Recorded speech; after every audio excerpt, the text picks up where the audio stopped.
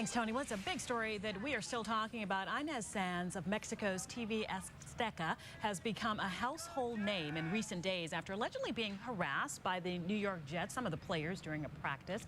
The reporter said that she felt uncomfortable Saturday in the Jets locker room, where a few players let loose with catcalls and heckled as she waited to interview players.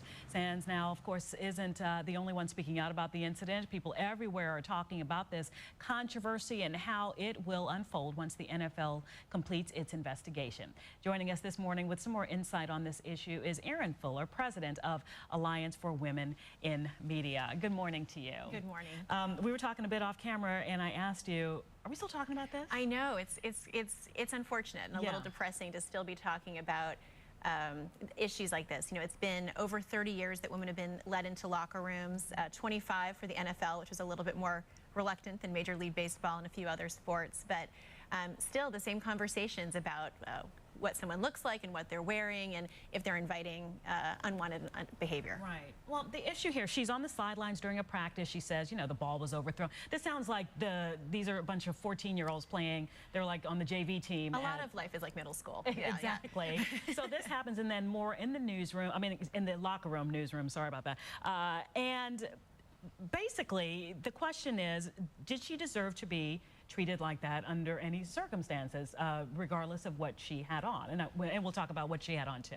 But is this acceptable in the opinion of the Alliance? Oh my goodness, absolutely not. The Alliance for Women in Media certainly supports Ms. Sainz in her efforts as a young media professional. And I think that she's handled this appropriately in terms of filing a complaint. Clearly, wrongdoing's been admitted because there's been an apology from Jets management, and the NFL's investigating it. And I think everyone since the incident has handled it really well. At the practice, I don't know if we still have this picture, but she had on a pair of jeans. Now, they were form-fitting jeans and a top. She works, and we should say there might be a little bit of a cultural difference here. She works for Mexican television, which the standards might be just a little bit different. You can get to be more like what we might wear on the weekend, perhaps, let's say it that way.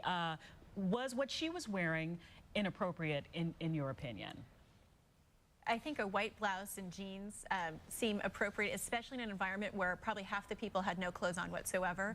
I think it's interesting that we're focusing on what she's wearing. This is not what she had on, by the way, that day. Okay. No, and I would say it's unfortunate to use other images, but I think that it's inappropriate and not really relevant to focus on what she's wearing, but I don't think that there's any issue. It seemed appropriate to cover a sporting event.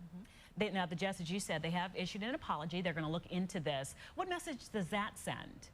I think it's a positive message. It shows that the NFL and the Jets take this issue seriously.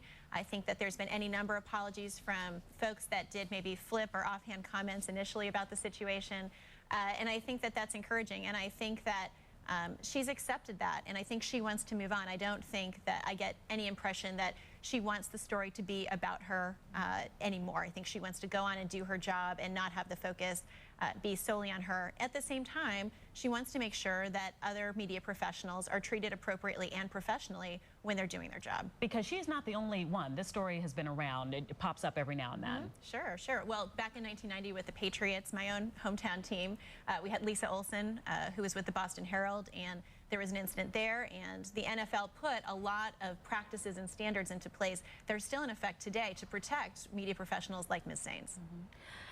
We had unfortunate comments from one of our hometown players. Clinton Portis came out and he talked about the difference between the sexes, and this is always going to happen as long, basically I'm paraphrasing, but men are men, women are women. Does that have any place in the locker room? You know, I think since then he has apologized for those comments, which I think was, we appreciate that move. I think that he wants to have an environment on the field that lets him do his job, and I think Ms. Sainz wants an environment in the locker room that allows her to do hers. This is not going to be the last time we hear from this. What is the position of the Alliance for Women in Media as far as what someone is wearing? And I don't think that the focus should be on what someone's wearing. I think that there's been a lot of discussion about sexuality, and I think that there's any number of confident women we know who are sexy and happy about and confident about that. But I think that there's very little about sexuality when it comes to harassment. Harassment's about control and it's about humiliation, and those are things none of us should have to experience in the workplace. Erin Fuller is the president of the Alliance for Women in Media. Thank you. Thank you so much.